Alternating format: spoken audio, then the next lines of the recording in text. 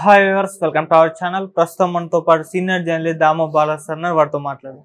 నమస్కారం సార్. నమస్తే sir, YCP నుండి గెలిచిన 11 మంది ఎమ్మెల్యేలు కానివ్వండి, లేకుంటే 4 ఎంపీలు కానివ్వండి, వీళ్ళలో చాలా మట్టుకు టీడీపీలోకి షిఫ్ట్ అయిపోతారు, టీడీపీ కూడా లాగేసుకుంటుంది అన్న వార్తలు రావడం చూస్తున్నాం సార్. మరి ఆ పరిస్థితి కనిపిస్తుంది అంటారు సార్? ఇప్పుడైతే అదే వార్త వినిపిస్తుంది. అంటే 11 మంది ఎమ్మెల్యేలలో దాదాపు 5-6 మంది తెలుగుదేశం టచ్లోకి వెళ్ళారని, ఇటు అరకు తనుజా రాణి ఎంపీ, అరకు ఎంపీ, తర్వాత తిరుపతి ఎంపీ గురుమూర్తి, ఇటు రాజంపేట ఎంపీ మిథున్ రెడ్డి, ఈ ముగ్గురు కూడా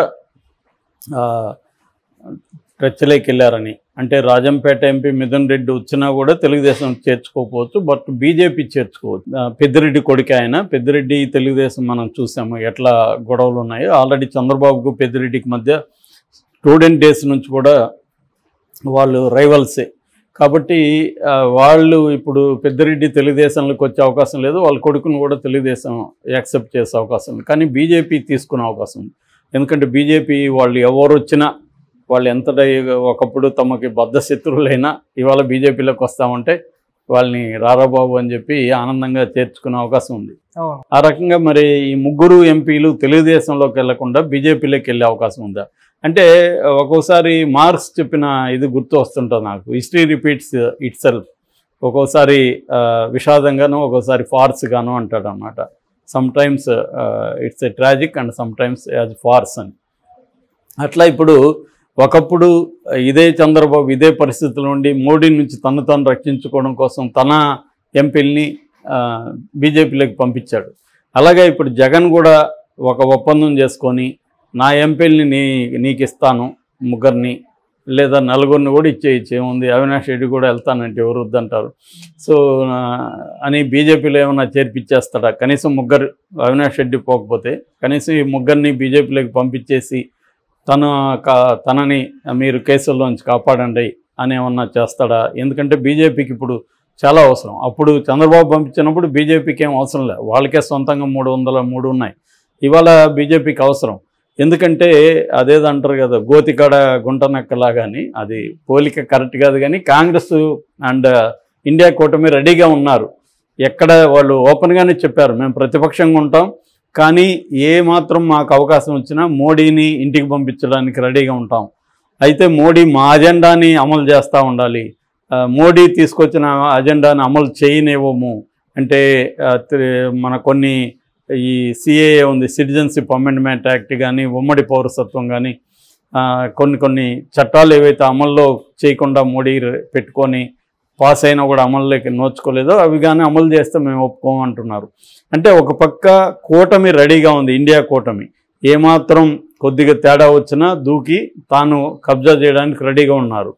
సో ఈ కాంటెక్స్లో మోడీ ముందున్న కర్తవ్యం ఏమంటే మ్యాక్సిమం ఎంతమంది ఎంపీలని తాను లాక్కోగలిగితే అంత స్ట్రెంగ్త్ పెరుగుతూ ఉంటుంది. తనకు స్ట్రెంగ్త్ పెరిగితే చంద్రబాబు మీద, నితీష్ కుమార్ మీద డిపెండెన్సీ తగ్గుతుంది.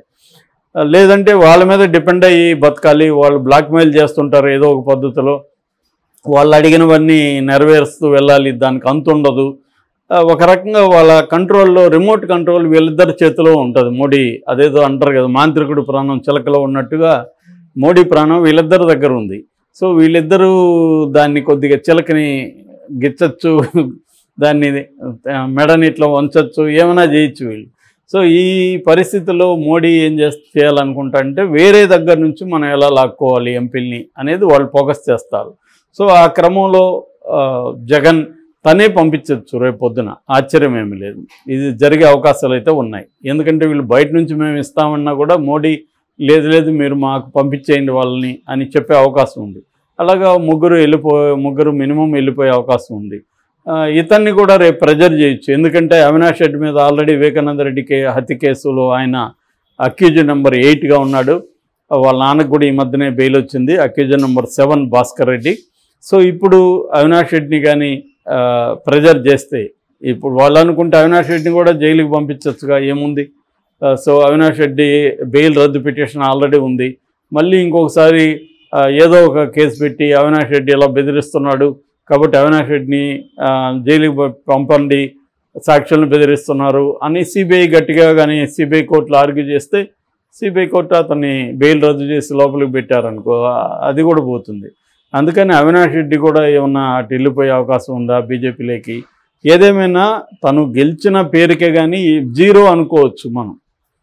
జగన్ది ఆల్మోస్ట్ జీరోనే, పేరుకి లేవనే కానీ ప్రతిపక్ష హోదా ఎలాగూ లేదు, టెక్నికల్గా లేదు, పొలిటికల్గా ఉన్నట్టే ఇప్పటివరకు. పొలిటికల్గా కూడా రేపొద్దున వీళ్ళందరూ వెళ్ళిపోతే పొలిటికల్గా కూడా ఏముండదు, అప్పుడు సింగిల్ మ్యాన్ లాగా ఉండాల్సిందే. అప్పుడు ఇంకా మామూలుగా ఎట్లాగైతే పవన్ కళ్యాణ్ ఏమీ లేకుండా కూడా పోరాడాడో అట్లాగే జగన్ కూడా తనకి ప్రాతినిధ్యం ఏమీ లేకపోయినా చట్టసభల్లో తనకి 40% ప్రజలు వేశారు కాబట్టి ప్రజలు ఆ 40% ప్రజలు జగన్కి అండగా ఉన్నట్టే కదా. జగన్కి ఓటేశారంటే జగన్ నమ్మేశారు కదా ఆ 40% ప్రజలు. సో ఆ రకంగా జగన్ ఒక బలం అయితే లేదని చెప్పలేము. తనకి కార్యకర్తలు ఉన్నారు, కొంత నాయకులు ఉన్నారు. కానీ జగన్ని జైలుకి పంపించి ముఖ్య నాయకులంతా జైలుకి పంపిస్తే మాత్రం ఖచ్చితంగా పార్టీ అనేది ఇబ్బందుల్లో పడుతుంది.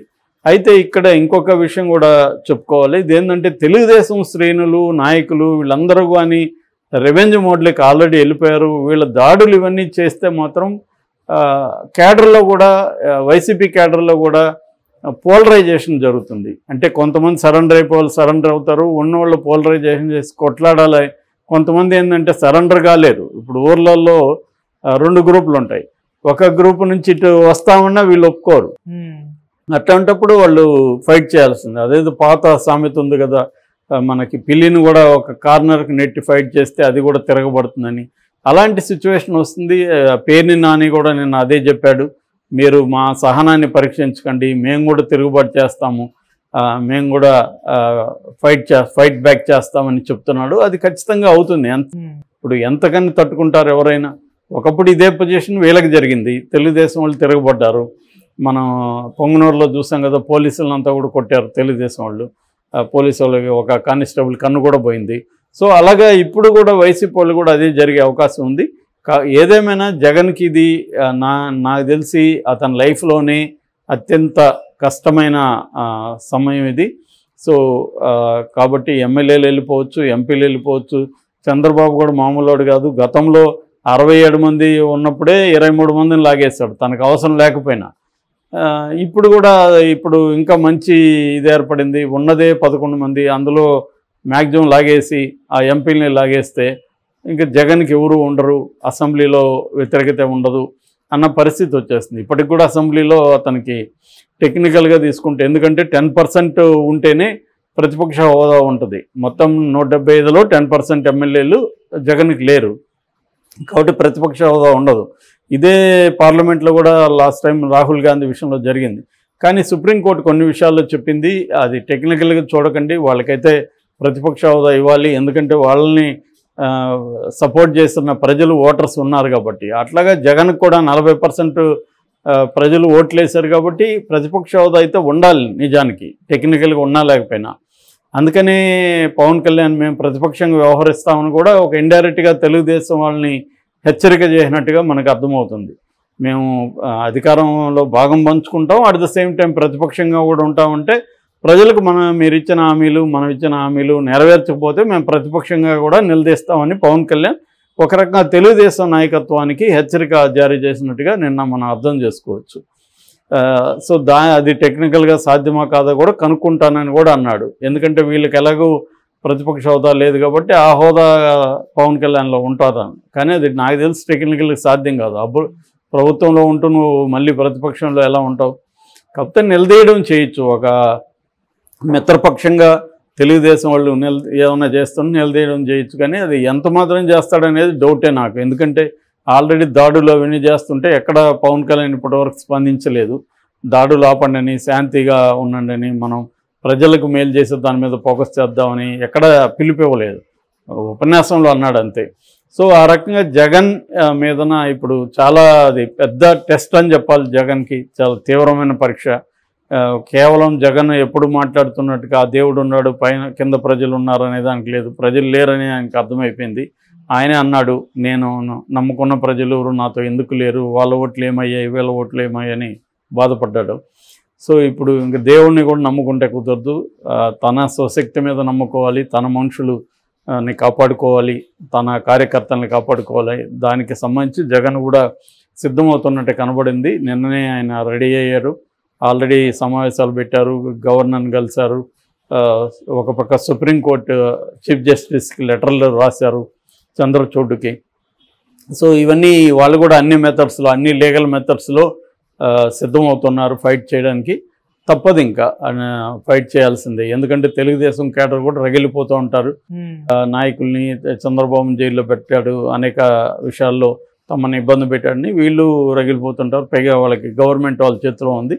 దీన్ని జగన్ని ఎలా ఎదుర్కొని నిలబడతాడా లేకపోతే ఫేడ్ అవుట్ అయిపోతాడా అనేది మనం చూడాలి. Okay sir, thank you so much sir.